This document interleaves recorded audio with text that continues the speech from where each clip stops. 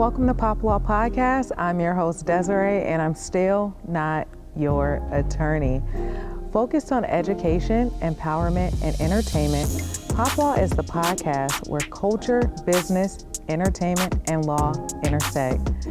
Join me as I explore cultural hot topics from a legal perspective and discuss the impact of some of the most compelling legal cases with industry experts. On this episode of POPLAW, we are at House of Athlete. We will be sitting down with the founder of House of Athlete, I Am Athlete, all things sports, Brandon Marshall. Brandon Marshall is a former NFL wide receiver, sports analyst, entrepreneur, and mental health advocate. Over his 13-season career, he played for teams including the Denver Broncos, Chicago Bears, and New York Jets, earning 6 Pro Bowl selections and becoming one of the league's most dominant receivers. Off the field, Marshall is a powerful voice in mental health awareness, openly sharing his journey with borderline personality disorder and founding Project 375, a nonprofit dedicated to mental health education. He's also a savvy entrepreneur, founding House of Athlete, a training and wellness brand focused on peak performance, and launching I Am Athlete, a powerful sports media brand. Everyone, please give a warm welcome to Brandon Marshall. Can we get some claps? Thank you. I was like, am I supposed to clap for myself? Absolutely. Always clap for yourself. That's right. Brandon, thank you so much for sitting down with me today. It's been a long time coming. We've talked about you coming on POPLAW for a while, but I've been hesitant on shooting. So I'm happy that you are finally pushing me to get back into POPLAW and relaunching here at House of Athlete. 100%. I mean, it's needed. When you think about the creator economy and where it's at and where it's going, there's a lot of opportunities, but you have to be strong. You have to be savvy.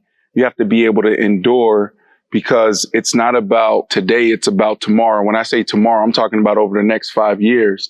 So the consistency, the sustainability is what's going to, ultimately put you in position to be successful.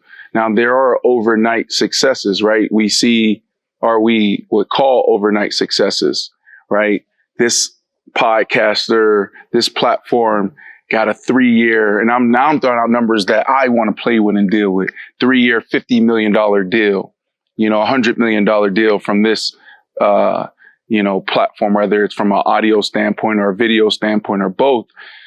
So you do have those out there, but there's going to be a lot of opportunity for those who are able to stand up a team, understand monetization, know how to manage, find their niche, which you have, and be able to weather the storm, right? As podcasters, creators, you are essentially an entrepreneur. Everything you read in my bio, I'm like, damn, that is a lot of things. But now, post-career, I'm just an entrepreneur outside of being a man of God, outside of being a father, which are the biggest jobs. I just identify as an entrepreneur, podcaster. And no.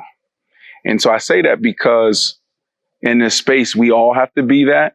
You have to be dynamic because the space is so complex. And then with you, I'm excited about POPLAW because, and I'm sure we'll get into that, you got all these cards, but what if I was able to watch POPLAW first before I launched I Am Athlete?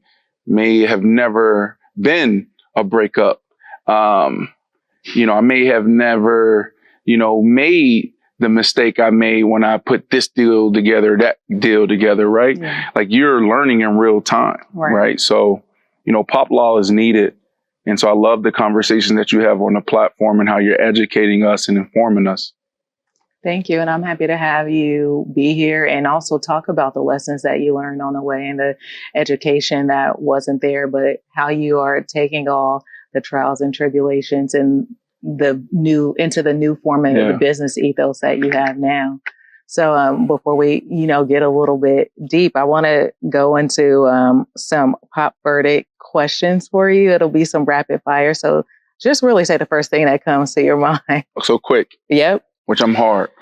It's hard for me to be quick and not Well, be as quick as possible because it's not a this or that. That was getting old and stale a little bit, so I switched it up. Okay. All right. So if the NFL had a courtroom drama series, what would it be called? I was just on our show, I Am Athlete Daily, and we were talking about the NFL offseason. I said, it's like the stories. You remember the stories our grandparents or even our moms would watch them all day, every day? First off, why didn't they have jobs? Like, damn, y'all just sitting around watching these stories, but like Days of Our Lives. Right. Mm-hmm. So if the NFL had a series? Courtroom drama series, it would be Days of Our Life. That's what it is to me. This guy is going through this. This guy wants that. All right. This is not working out. They don't really like each other. It's more catty, right, than high school female cheerleading team. Yeah. So, stories, Days of Our Life. Okay. If you had to pick a sports rule to apply in real life, like throwing a challenge flag in meetings or putting people on the injury reserve for bad vibes, what are you choosing? Cut. You share something dope with me. Okay. Netflix memo on their culture and performance. Yeah. And a lot of that stuff was made up of like almost sports terminology and that sports culture, high performance culture. What I'm finding, and this was the hardest part of my transition, was integrating in a space with low performers. My entire life, I've been a high performer. The standard is the standard every single day. Are we here to win the Super Bowl? And so in business, it's what are we doing? And I'm not here to play small ball. I'm trying to build a network. I'm trying to take down the network that y'all thought was a giant, right? Like that's how I'm trained. And so not everybody operates in that way when it comes to corporate America. I've never been a part of corporate America. Right. In sports, you're not getting a job done. You're cut. Yeah. So if I can adopt a sports rule, terminology, whatever, and put that into business, would be that. I mean, you get fired, but it's a different feeling when you're cut. It's like, yeah. And you can get cut any moment. Like people like this job security stuff, you come in, you punch in the clock, you do what you're supposed to do. You can kind of skate in corporate America. There is no hiding in sports. Your best is needed every single day. And if not, you could be cut. You know how many times I've been in a locker room, 13 years in the NFL, and I'm sitting here in my locker, and then I look to the left, and we call him like the Grim Reaper. Okay. Hey, bud, coach want to see you, or, our salary cap person want to see you. Bring your playbook. Cut. And they come down, they got a black trash bag. You pack up your entire locker like that and you're out. And within an hour, there's another nameplate up there and you got a new teammate. The trash bag. That's crazy. Yeah, and that's the thing. Like if you ever watch like sports podcasts, you'll hear guys talk about that. No, you're packed today. What else you got? I ain't no box. You know how you're in corporate America, you walk in, you got a box name. Here's a black trash bag. No, put your socks, your cleats, your shoulder pads in there, any of your books, your toiletries, all of that goes in there. Yeah. So cut would be one of those things because, that's the culture that I'm trying to, that we are building here, I would say, is high performance. And that's why I love what you shared with me, that Netflix memo. Right. Because I was like, oh, they got it. You can see why they're successful and they're also breaking through. And they took down Blockbuster. Yeah. I love that culture memo because when I feel like I'm stagnant or not doing enough, I do two things. One, I watch a lot of sports documentaries, and I would not say I'm a sports expert. It's purely for entertainment, but I love the journey and stories and the dedication and discipline for sure that athletes have. So that gets me going. But it is also the culture memo. If I'm slacking, I'm not doing anything right. Netflix tells you in that culture memo, you are out. If you're performing at a B, maybe 1 or 2 B days, but don't come to work if you're performing as a B. And they said, bring your A game every day. And it specifically said what? We have a severance for you. Severance, yep. Yep. This is the standard. And if you don't match it, it's okay. We're just going to cut you fire you and you'll have your severance. And the fact that it's public knowledge. You know that before you interview, and they ask you, what part of the culture memo did you like? And you have to tell them why you liked it. And they ask you a bunch of questions in various ways about the culture memo. So it is a great thing to implement in the daily life. Okay. From the field to the boardroom, what's tougher, facing an elite cornerback or negotiating a business deal? I was just having this conversation offline with some folks that's here, and I was saying it's 5 times harder in business than it is in ball. Yeah. You know, like, man, you have to be dynamic building a company, you know, and this is obviously just one part of it, negotiating, and there's an art and a skill to that, which I'm still finding my way. And so I think that the negotiations is harder for me right now because, you know, I don't have as many reps at it. Yeah. Right. So I'm still mastering that. 2014, I realized that I was in one of the best businesses or industries in the world. Right. You're talking about the NFL. Right. It's the number 1 grossing sport over basketball, soccer, et cetera, et cetera. And, you know, I think they did 19 billion in revenue last year. And so I'm like, damn, I don't have to go back to school to get my degree in business or to learn business, et cetera, et cetera. Like, let me just take notes and pay attention here. You have an owner, you have a general manager, you have head coaches. So you have a system in place, philosophy, you have meeting cycles, right? Like onboarding process, how we onboard new teammates or new coaches, offboarding process, et cetera, et cetera. So I literally have a couple notebooks on all my head coaches, all my owners, and all my general managers. So 2014, I was like, I'm missing opportunities to get reps. Mm-hmm. So what I did, I called my agent and I was about to negotiate my 3rd deal. It was end up being like a 3 for 30, 3 years, $30 million deal. And I said, I actually want to be on every single call and I want to go into the meeting with you because I want to see. Right. And what I ended up doing, I was out there spring ball. So I was out there on the practice field and I had my suit in my locker. And right after we went to practice, I jumped into the shower, put my suit on, walked up the stairs with a box of stogies. And there was the general manager, the cap guy. And I came in and I shut the door and I said, all right, I got these box of stogies. After we get the deal done, we can enjoy these. Okay. Right? It took about 5 months. And then we have a picture of myself, Kennard McGuire, my football agent, Phil Emery, our general manager, and our salary cap guy. I'm so sorry I forgot your name. Thank you for all the money. And we have our stogies in our hand. I didn't play a huge role there, but I got the opportunity to sit back and watch and navigate. And that was my first time seeing my agent go through his process. We called the NFLPA and we looked at other deals, you know, similar situations, not only in that space, like where were the athletes, you know, the receivers then, but over the last 5 years, okay, Steve Smith did this deal in 2010 when he went from Carolina to Baltimore Ravens. This is where they're at. And so I was able to see that and I learned a lot.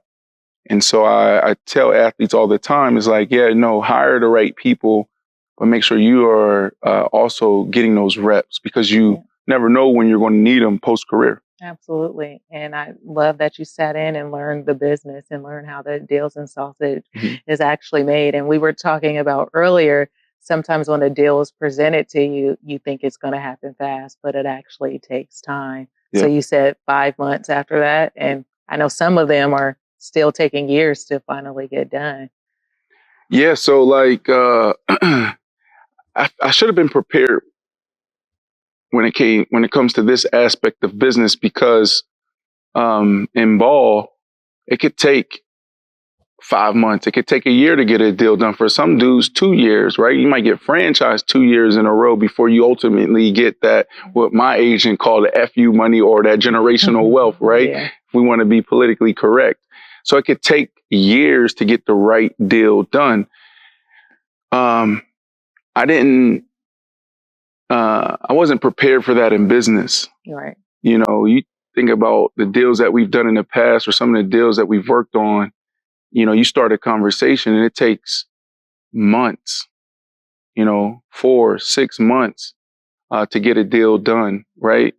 Because there's so much going on. And so that's been a learning lesson for me, because that also,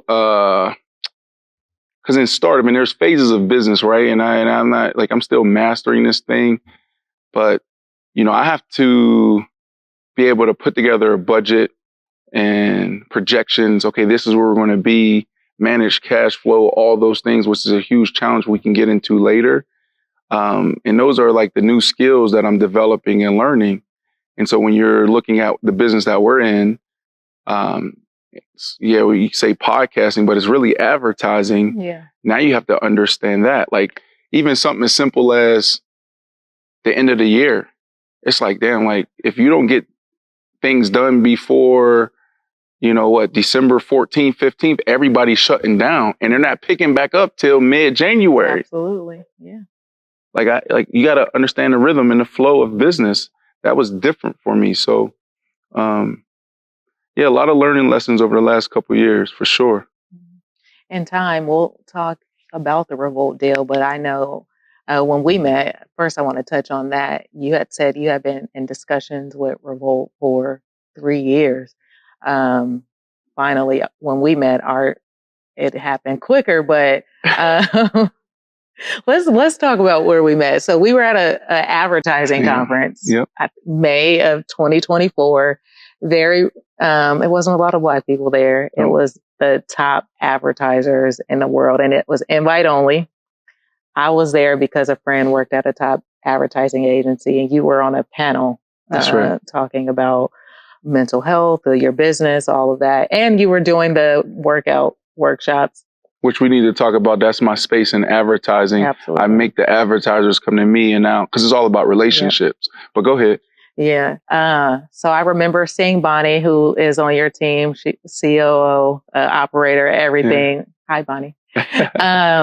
And then I saw you, and she said she had saw me on a panel, introduced us, and you said, "Yeah, lawyer at Revolt. I've been trying to do something for y'all a long time. Y'all been playing." I'm like, "What? This is our first time meeting. I didn't know." And I'm like, "Well, tell me what happened." Mm-hmm. So you talked about the deal that you were trying to work on about Revolt in sports, and it's a perfect mesh. And you showed me the deck that you had presented. And I was like, "Well, they didn't do this. Let me see what I can do." You're like, "Yeah, all right." So the conference continues to go on. We talk a little bit more. And I think, was it the closing dinner where we really connected? Yeah. The closing dinner. Because I was skeptical of you at first. I know. Now we besties. We locked it forever. We locked it forever. But, I got to see a different side of you as well. I didn't know you, but only knew you from playing sports. And so, I was going through a lot of stuff personally, and it was the long table, like the Runway Kanye video, but it was the 4 or 5 Black people we all sat together. And then you was just like, "Are you okay?" I'm like, "No, I'm not actually." But no one had ever asked me if I was okay. Obviously, it was a lot going on with the company that I work for, me being a lawyer, a lot personally. And I was just there showing up, but I wasn't present. Yeah. And so when you asked me, I basically was holding back tears, like talking like, "Oh no, I'm not okay." And you're like, "What happened?" We were talking so much, it was like no one was even there. Yeah. And that really kind of locked in. I'm like, whatever I got to do for us to support each other, we're going to make it happen. Right. And that's a special thing about life, and then also business, the relationships. Yeah. And when you connect with people on that level, it just goes farther, which was also a learning lesson for me as well, because I'm such a, producer, put your head down and work. And sometimes I miss on the connection and the relationships. And so, that was a moment where I was like, "Oh no, she's a real person." And, this is something that we could potentially lean in and build on forever. And it was outside of business. I wasn't even thinking about Revolt. Right. When you start opening up and telling your story and sharing your story, and I can't wait for you to be more vulnerable one day and tell all of your stories is going to be a beautiful thing. But it was like, wow. Yeah. So. Yeah. So I think that was day one or month one. That was May. Then we just so happened to both be in Cannes. Well, in between there, we was like checking in, how you doing, how you doing? And, you know, a couple texts here and there. And then we bumped into each other in Cannes, another conference, week-long conference in south of France, on panels, linking up. Again, you asked me, are you okay? I'm like, I'm better. Yep. But, you know, still had some challenges of people who were, you know, not supposed to be in my life that trying to be there. But I was like, Brendan, a real one, when he was like, where he at? You want me to beat him up? I was like, maybe. No. This is a true story. We're in the south of France. And I was like, hold on, we were out, we having a great time. And it's hard to explain this if you're not in the industry, in the space, but it's like all the networks and, you know, all the biggest marketers and advertisers and you're there and, you know, it's about business, but then you're partying and just catching up. And that's really where the deals get done. Yeah. And so we were having a good time. And I was checking on you. He was like, no, he happened to be. I'm like, what? And I was like, Brendan, nobody, especially this person, is worth anything that we got going on with you trying to build and do. The worst thing could happen is anybody get arrested in the south of France. No, we wasn't going to do that. We had too much to lose. We had too much to lose. But that showed me you had my back for sure. I'm like, all right, we go continue to work. Let's build it. So that was June. Still checking in and months go by. And then I was in Miami for a work conference and I invited you to dinner with the full Revolt team. Do you want to say what you said? No, let me tell you what happened. So 3 years ago, right, this at the peak of I Am Athlete, and a few people from the executive team from Revolt came here, and I shared this vision. I'm like, yo, this is a studio right here. I have some of the top athletes and artists that live here. We're all here. At any given moment, you can see a 2-time Grammy Award winner, you know, working out next to a 4-time Pro Bowler or NBA All-Star. And so I was like, yo, this is a studio. This needs to be a content machine. Now, I didn't know that when I first launched it. I was so focused on the wellness component. But as we start moving forward, I'm like, yo, athletes and artists come in. What needs to come out is content and commerce. Yeah. Right. And so I'm explaining this to the Revolt team. We put so much work into this presentation and this vision and this strategy. And so, you know, let's fast forward to a couple months after that, nothing got done. And a couple months after that, nothing got done. And we moved on. And so out of the blue, someone from Revolt hit me up and they're like, yo, like, we're back in business. What's up? Where you at? And so we did this dance, and nothing happened. Yeah. You know, I sent them over the P&L, and I'm so transparent with everyone. When you talk to me about like my skill, like I feel like it's all about a fair deal. In business, there's sharks, there's savages, and it's dog eat dog world. I just don't want to do business that way. For me, it's, all right, what's a fair deal? How are you going to win? How am I going to win? Let's put everything out there. It is what it is. And, you know, we move that way because if I actually win the deal, then the deal's not going to last long because you're like, damn, he got over me. He won. And now I got the short end of the stick. And then instead of us doing business for 5 years, now we're doing business for a year. Right. Right. And so that's why it's like, you know, you got to give a lot in business if you want to build meaningful relationships and partnerships that stand the test of time. And so, you know, that's the type of person I am, putting all out there. So I'm saying that because I'm like, here is the vision. I believe we have an opportunity to stand up a daily show that becomes a destination and culture, multicultural, whatever you want to call it, but around sports and entertainment. Yeah.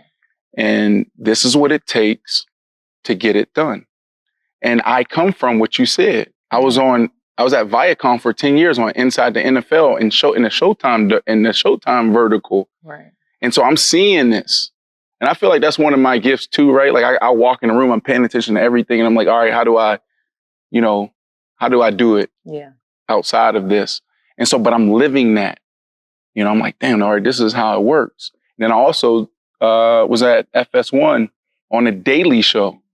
And so I have like templates of org charts and the function of it, the flow. Just like I said, I have notebooks of my owners, general managers, and head coaches. So I did the same thing in business or in media. And when you look at what it costs to run a daily show, is massive. Right.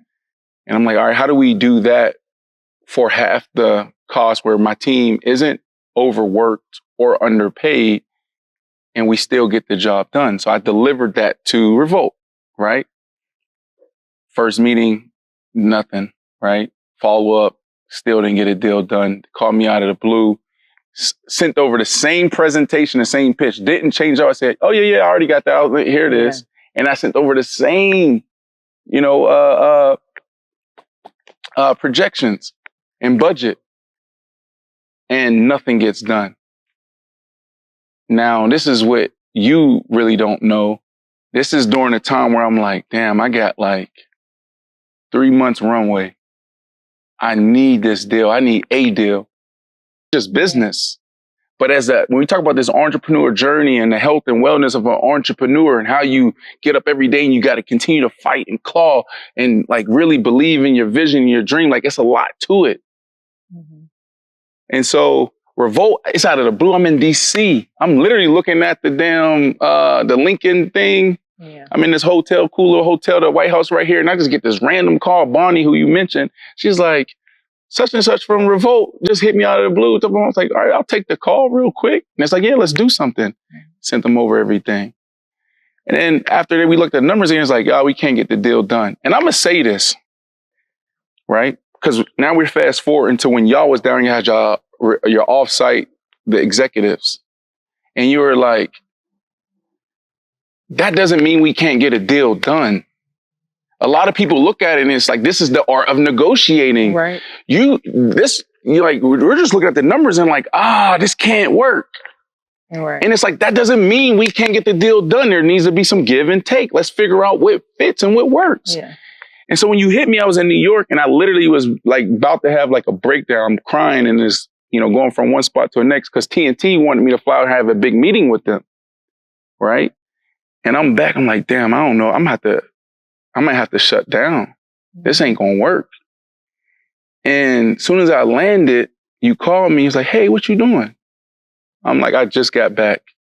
He's like, well, we're at dinner. We have this offsite. Can you come down? I'm like, do you not know that I've been talking to them and this is the second time? Yeah.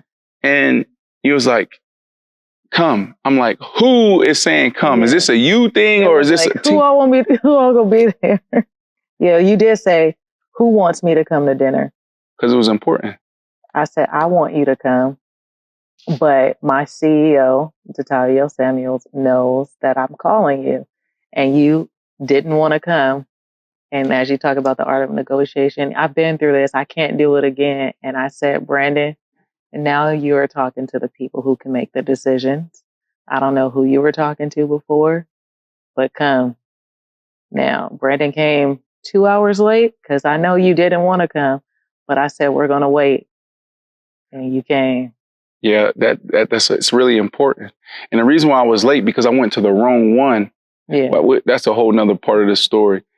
But, and a couple weeks later, they came into the studio, Otavio, Dion, a couple others, and y'all seen it. I said, y'all got to come. No, y'all it was the same week. Trip. Oh, it's the same week. Y'all extended your trip. I extended the trip.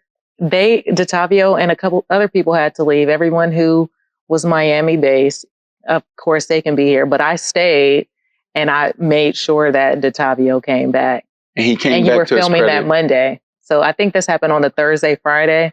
And I'm like, I'm going to stay. I'm going to make sure everyone's here. He came back. And so, yeah, y'all seen it. Then we had lunch at my crib. We put the deal together. Well, I don't know if you heard because you were filming. Well, we were sitting on the side and everybody walked in and they said, this is Revolt. Why didn't we do this before? And I said, I wasn't a part of those talks, but we going to do it now. That's right. So they kept on saying, this is Revolt. This is Revolt. That's right. It's so crazy, right? And the reason why this is big is because as an entrepreneur, when you invest everything, you're putting your everything into this vision. And not everybody can understand it. People gonna call you crazy.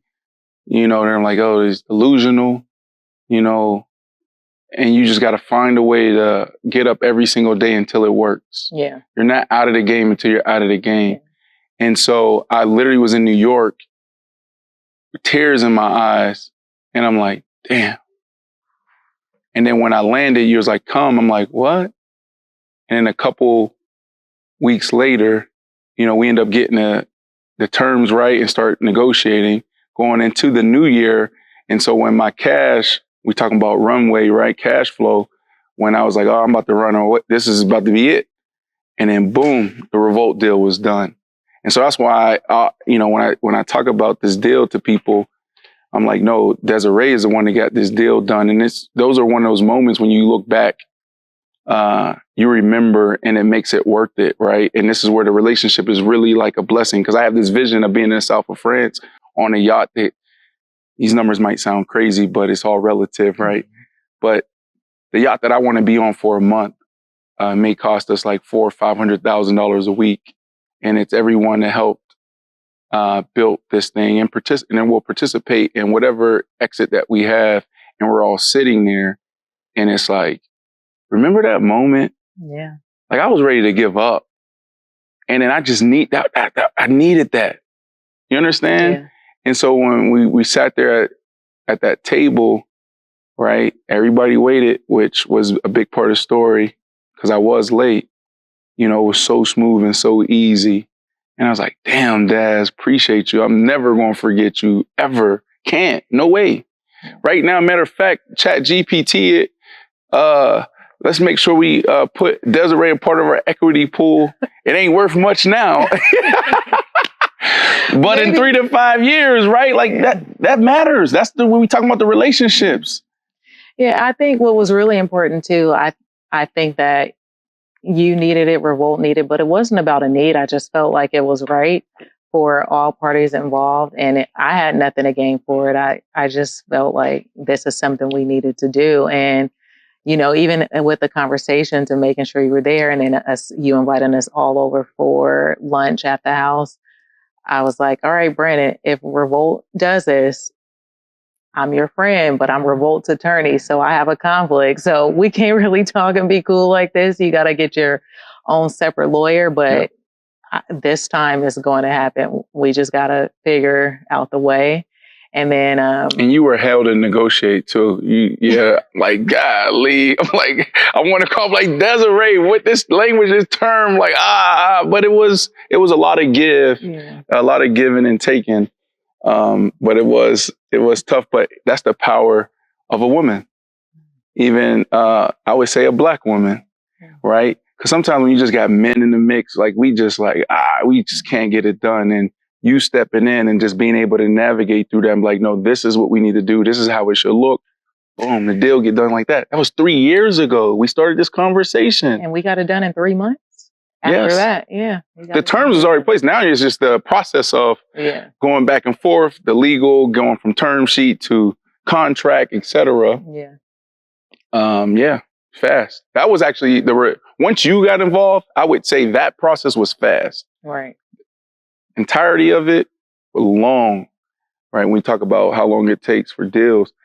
But also it's, I'm so passionate about this, and this is that sports stuff that, you know, I had to overcome, because that stuff don't necessarily translate in business, and it's still tough, right? Because it's like, it's everything, and you got to take the emotion out of money.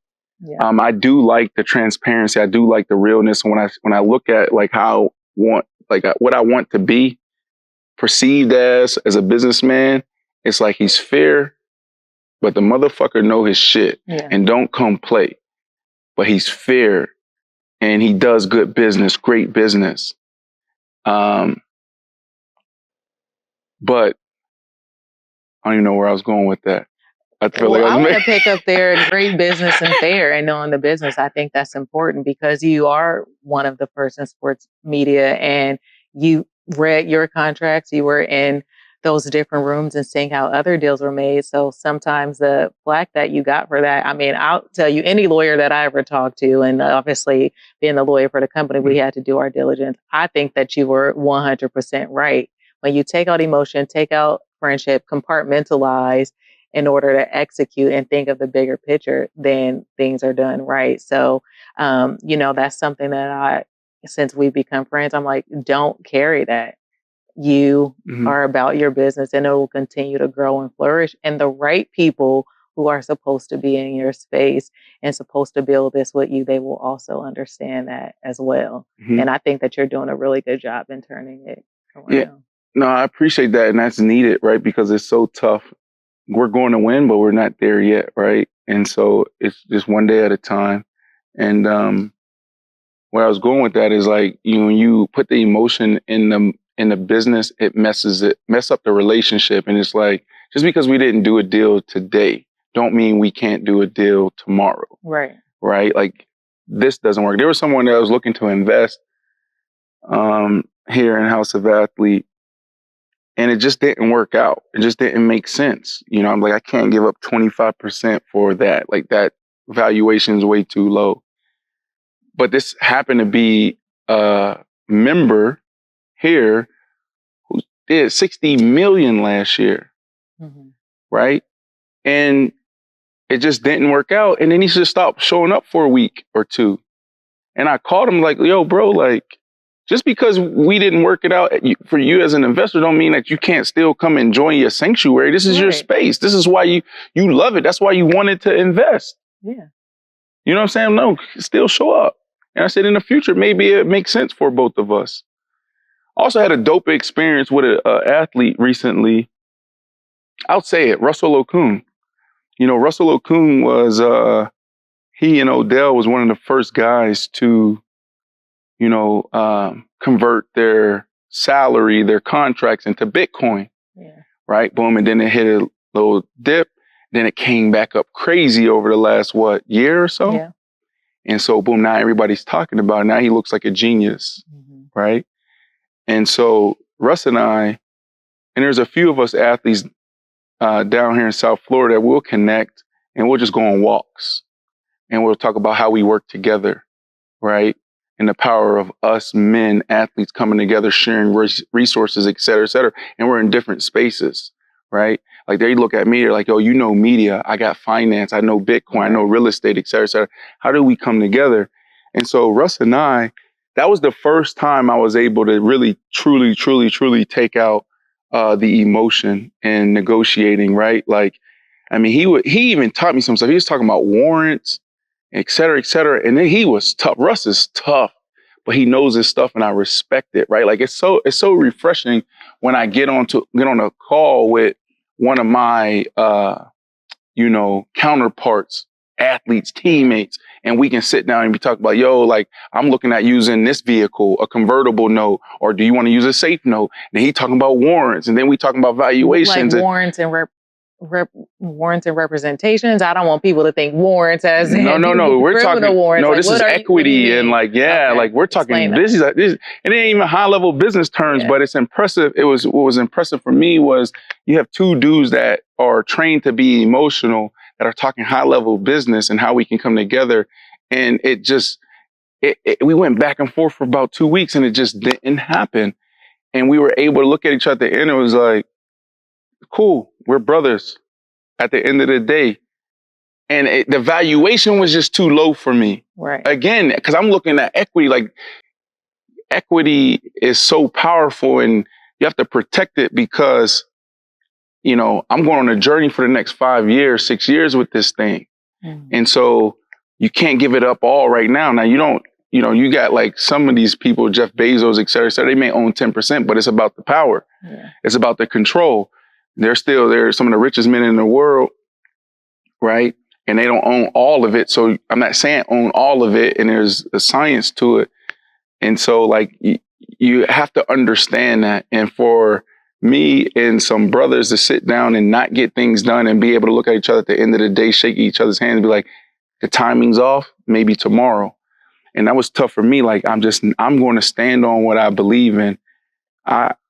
I'm not going to do a bad deal because I believe in it so much, Right. you know? And how does your decision making with these deals, does your family play a part in that in deciding on what you're going to take? All right, this is real. Now, this is when the conversation gets real, right? A lot of times when we're on shows like this and platforms like this, you're sitting down with people who already made it, or you're sitting down with people that act like they already made it, like they got their things together. And what people really want to know is like, damn, like they want to see it like building in public. Yeah. Now, for the first time, I'm starting to put my family first. Before, you know, I'm talking about so much cash, so much capital. And now you get to a place where you're month to month and you're going off of your cash flow. You know what I mean? That's a different type of ball game now. Like, no, you talk about that entrepreneur stuff as when you was an athlete, you had all this cash and all this line of credit and all of that. That's easy. Now when you in it, and now you got to develop different skill sets. So, you know, that's where I'm at right now, where it's like, all right, this month, I'm in it right now, actually, this month. I'm looking at, I got, you know, because of our cash flow and how like you got net 30s, net 60s, net 90s, et cetera, you have some challenges. And so I got like, I have what I need to get through the year, but the way it's coming in makes it very challenging. I got people that are counting me every single month. So I'm pretty much getting paid through the couple of deals that I have quarterly. Yeah. And so now I'm looking at, I got 150,000 coming in. I'm like, damn, my ex-wife, you know, I got to send this to her, the kids. I got my bills. And then I got my team. It's like, all right, what do I do? Mm. And so now you get into those stories as an entrepreneur and people are like, yo, that's why you matter so much. And that's why when I will be in the South, we will be in South of France. And I'm looking at you. And when I'm talking about, you know, hey, here go a point. Because like, I'm never going to forget that moment. You don't understand that pain, that toil as an entrepreneur when you're like, I got 10 days to solve this problem. And then you solve the problem, right? Something comes in. It wasn't me, it was you, right? So, you know, having like being down to it where it's like, I got 30 days to solve this and then something happened, boom. But it's been like that for 4 years, 3 years, actually, I'm sorry. 3 years, like, all right, what we got to do? So I'm bouncing around a little bit, but like, that's where I'm at right now. And the crazy part is we're going to have our best year financially from a revenue standpoint and from, from a revenue standpoint. We're going to have our best year. And our best year, House of Athlete, I Am Athlete collectively brought in $10.5 million. The challenge right now is the ghost of the past. Yeah. Right? Like when you look at certain things, you know, debt, and you just get caught up, like we're just like right there. You know what I mean? So,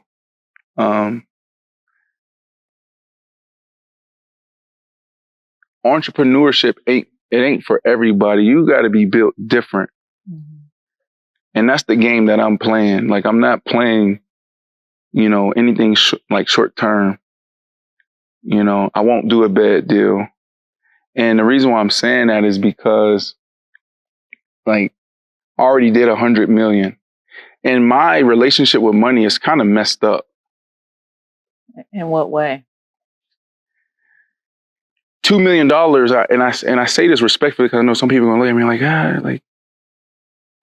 they going to look at me and be like, you need to be grateful. You need to be thankful. It's like, that's not what I'm called to do. Yeah. I Am Athlete, House of Athletes is global. This is a destination where we tell athlete stories, not for the fans, but for athletes and the fan follow. Yeah. This is global. This is the destination, right?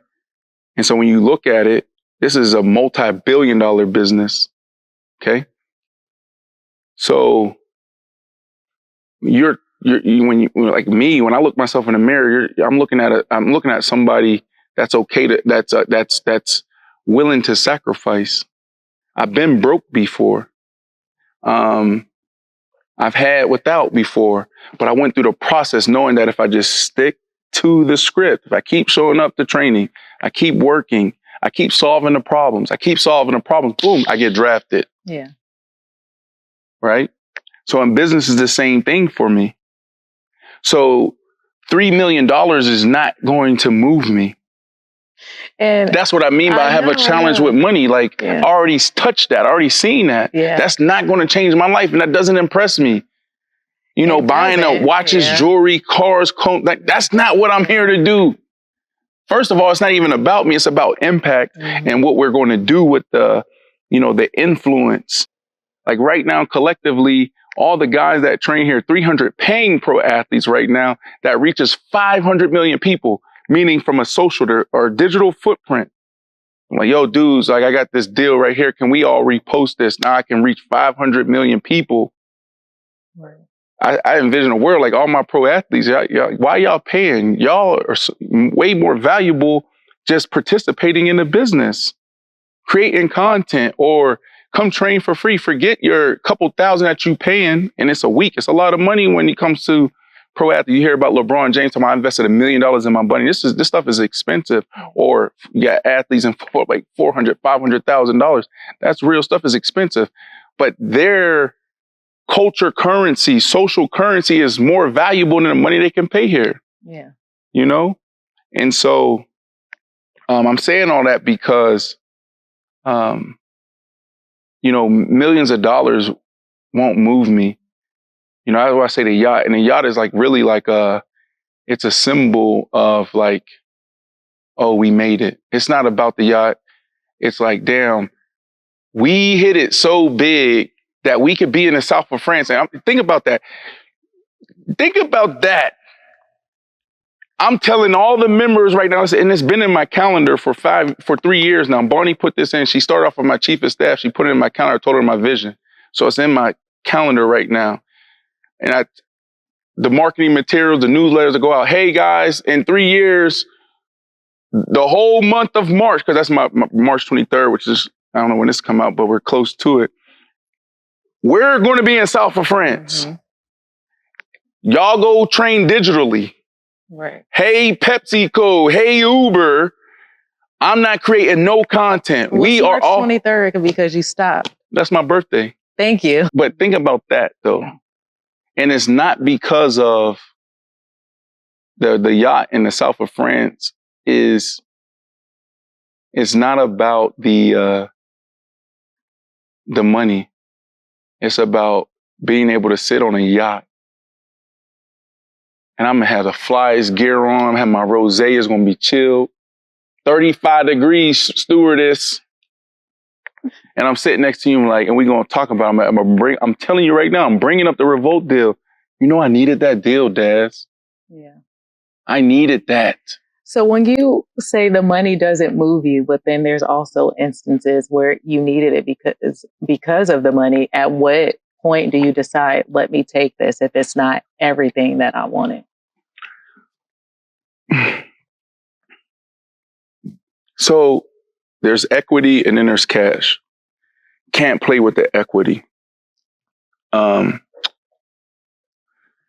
the cash.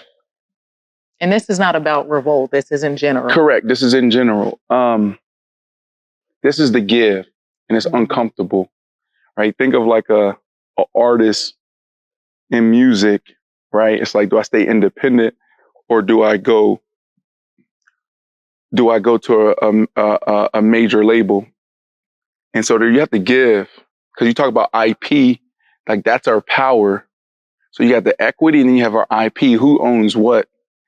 And I think in this journey, there has to be a little give, right? You know, there's opportunities audio from an audio standpoint, from a linear standpoint, which is the video component, where it's like, all right, I'm willing to give up some of the IP.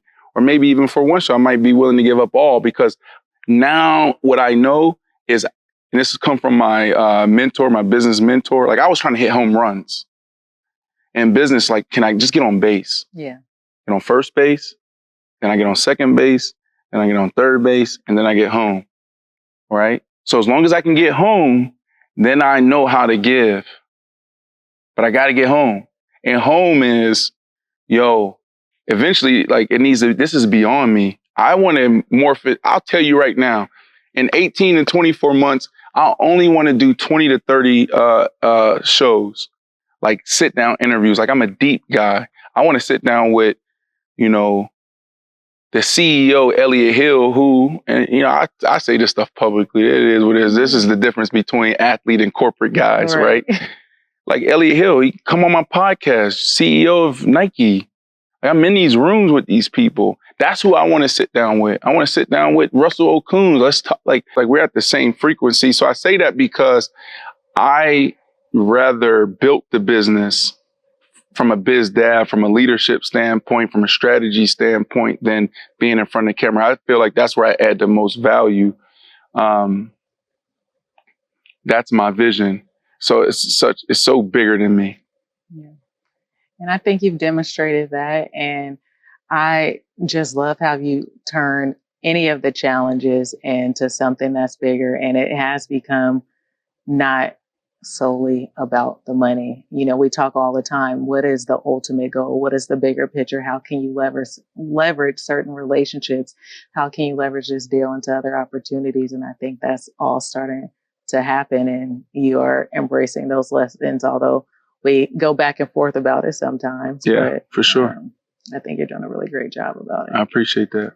So what is your vision for what's next outside of, the interviews that you want to do, the yacht, from the business standpoint, Brandon as a businessman, what you want people to take away and know and understand? So on the media side, I would love to, and it's in our space, sometimes like when you built something in this space, multicultural space, for the culture, when there's an exit, it's like, oh, you sold out. I'm selling out. I'm on a 3 to 5 year road, like a roadmap, like my roadmap from a media standpoint, 3 to 5 years. And, I want to be able to pass it to the next partner that's going to, maintain the integrity and protect what we created here. And what is that? ESPN, if you read their mission statement, it's to serve the fans. We serve the athletes. Yeah. Right? Serve the athlete, the fan follows. That's why you're seeing, these linear partners adopt what we're doing in podcasting. So yeah, I happen to be one of the first to do it, but that was what I looked at from the beginning. Cam Newton comes on the platform. I'm not going to debate Cam Newton's injury or the end of his career the way Stephen A. Smith and Skip Bayless do. Right. You're my buddy. You're my friend. You're my brother. Did you hear what they said on that on First Take? Yeah. How you feel about that? There's not 32 quarterbacks better than me, I'll tell you that. I got my viral moment without SHITing on my brother. Yeah. Or someone that's come from where I come from. Mm-hmm. No, this is a safe place for athletes. Because I've been in those moments before when I was on the Good Morning of America's in my lowest moments. And I'm like, please, can we not talk about this because I want to give $1 million to this nonprofit. Right. It's been 5 years. I want to talk about the good that I'm doing. The gotcha moment happened. Right. So there's this conflict in the space. And this is when you talk about the vision of I Am Athlete, the conflict is we don't trust big network. Right. You got to do that. And I'll tell people right now, I give my athletes creative control. Meaning like, bro, we're going to do this podcast, talk freely. My team know we protect the athlete. I'm going to send you this at the end of your team. And if there's anything else that come out that you feel uncomfortable with, I'll take it out. Absolutely. There's only been one guy that ever took one thing out.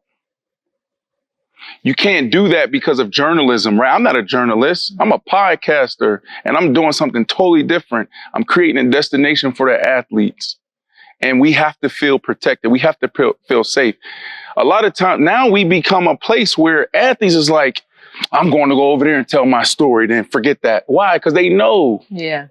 So now when there's, pro athletes out there that take that linear approach, I'm like, you're getting it wrong. You missing your moment. You don't have to do what they do over there. All you got to do is just ask them a question. How you feel? Yeah. Like how I asked you. Yeah. That's the perfect question for an interviewer. I remember when I first started this, because I was more of like color. Yeah. That's what we call it in sports. Like you're the color guy. You're not a journalist. You're not an analyst. So you're the color where you come and give your sound bites. And so I used to go on the master classes and go Google or YouTube, like how to interview people. And I started watching like Barbara Walters. Yeah. I started watching Oprah. I started watching Ellen DeGeneres. I started watching Arsenio Hall. I started watching Drew Barrymore. And what jumped out to me were the people just asked like one or two questions, like, how are you doing? Or, 2 or 3 words, 4 or 5 words. How are you doing? Are you okay? People want to talk. Yeah, they do. So I'm saying that because that is the sauce for us athletes, and only athletes can get that. When I walk into the locker room, I'm going to get a different Russell Wilson. Right. I'm going to get a different Justin Jefferson than the traditional journalist. Absolutely. So there's something there. So you're looking to exit, sell, I am athlete. I know you see, I just wanted to get something off my chest.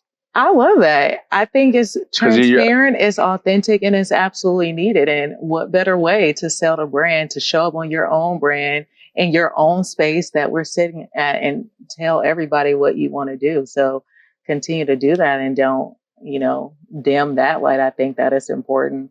But I also want to talk about as you go into this next phase, we often talk about you not being the person to do these deals and to talk and stepping back. Is that something that's still difficult for you? Yeah. So vision, 3 to 5 years, it could be IPOing, it could be selling minority stake, it could be selling the whole thing, right? As long as everything's intact. House of Athlete, wellness, it's my purpose, my calling. This could be 10, 15 years or beyond. Right? Like this is my family business. I'm really passionate about this, democratizing wellness. On the your last question, you not being in the room, you not being perceived as the bad guy. There you go. Doing the There's deal. a difference between a startup CEO and a scale CEO. Yeah. There's a difference between a founder and a CEO. Unfortunately for me, I have the oomph and everything it takes to learn to be a CEO. Yeah. But it's all about, now I'll go back to sports. You walk into most facilities, we have messaging all over the place, and a lot of places say, check your ego at the door. Right. It's about the team and what we're about. So when we say 3 to 5 years, having the right person alongside of me or that's leading this is more beneficial to the mission, right? So I believe on I Am Athlete, on the media side, I probably have another 12 months or so in this space, and I need to find that person that can lead the way and scale. Like I'm Vision. I have a platform. I'm in those spaces that you're in. I'm the only athlete there in a lot of times. It's not just the big can. There's things that I'm showing up throughout the entire year, and that is my advantage. There's only one other person in this space that I look at as a competitor. And I don't know why I'm being so vulnerable and saying all this stuff publicly, but it is what it is, but it's good. Maverick Carter, LeBron James. Now he has the power of having LeBron James, and it's like, a lot of people are like, well, you got LeBron James, those deals just come. Maverick Carter is sharp. Yeah. There's been times I went to his crib in Cali, and we sitting there just watching a game and having a glass of wine, and I'm picking his brain. But I know he's also picking my brain too, because he's savvy. And I'm like, oh, damn, he's telling me like, oh yeah, so this person that runs this and that, like I just sat there and had a glass of water. I might show up at a hotel in New York and Maverick Carter sitting there with his legs crossed like this, sitting with the head of this person. And he has the best relationships. And he's dynamic. So that is the guy that I look at. And I think that is the only competition in my space for me. Yeah. Now, obviously, he's way farther along than I am. And they also have their own acquisition or merger over there at Spring Hill. So there you go. You're onto something. Yeah, they were sitting a couple of years ago on a $740-$50 million valuation. Who knows what's real, right? That's all like, you don't know internally, but it's heavy. And there's also challenges, right? There's things that came out. It's like, it's the creator economy is challenged right now. Right. Now, with those challenges in the creator economy and the challenges you've overcome, what are 3 takeaways you want to give to athletes currently in this sports media space and those who are thinking about entering it from an entrepreneurial standpoint? I'm really not. That's not really my audience is the athlete. It's like I said, when you did my read at the beginning, I'm more of an entrepreneur. And, what makes me proud is when I travel the country and people are like, oh, podcaster, YouTuber. I don't even talk about my 13 years in the NFL. And so that's like the best for me is when I travel and people talk to me about the business B and not the football B. Yeah. And so sports athlete is my niche. I want to talk to that creator economy and those creators out there. And so the 3 takeaways would be,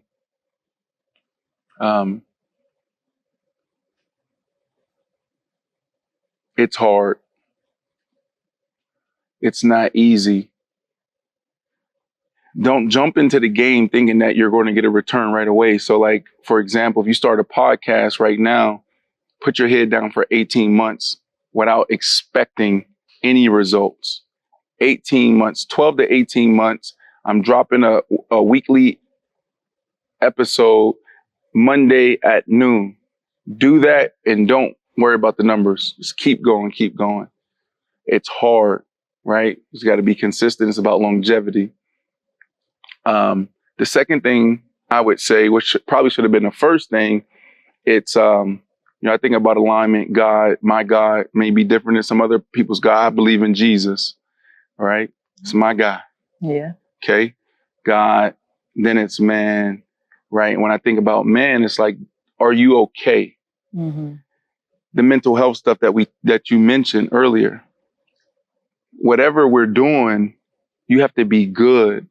And so that's why I'm so passionate about the wellness thing. And that, like, when I talk about it's my life calling, because if I'm not eating right, fueling right on a daily, training, sleeping right, I'll never be the best entrepreneur, the best father, the best, know? So that second part, which really should be number 1, is like, take care of yourself. Yep. Because you got to manage it all. The third thing, dang, you really need 3? Yes. The third thing would be get a lawyer. Of course, which is really number 1. Right? Yeah, right. Everything you do, get a lawyer. Even if you're renting an apartment, a lease agreement. You know how many times I played in the league, get a crib, whatever, and some people at the end, they're like, they keep my deposit. Yeah. That's what they want to do against ball play.